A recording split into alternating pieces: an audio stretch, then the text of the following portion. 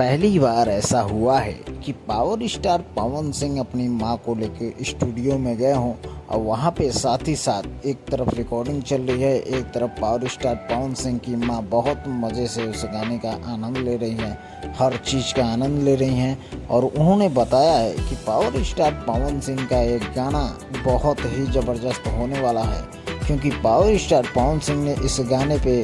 बहुत मेहनत किया है और अपना राजा जी की बहुत ही बेहतरीन गाना होने वाला है। तो आप लोग नहीं देखे हैं तो बहुत जल्द आप लोगों के बीच में उसका पोस्टर तो रिलीज हो गया है, वो गाना उसका टीजर बहुत जल्द आप लोगों के बीच में होगा। तो अपडेट कैसा लगा कमेंट बॉक्स में अपनी राय जरूर दीजिएगा। और रियली में पावर स्टार पवन सिंह के फैन है तो एक लाइक जरूर दीजिएगा और चैनल को सब्सक्राइब करके बेल आइकन को प्रेस कर लीजिए, ताकि पावर स्टार पवन सिंह की जितने भी अपकमिंग अपडेट है सबसे पहले आपको मिल सके और आप उस गाने का लुत्फ उठा सकें। तो मिलते हैं नेक्स्ट अपडेट में, तब तक ले जय हिंद, जय भारत, टाटा, बाय बाय।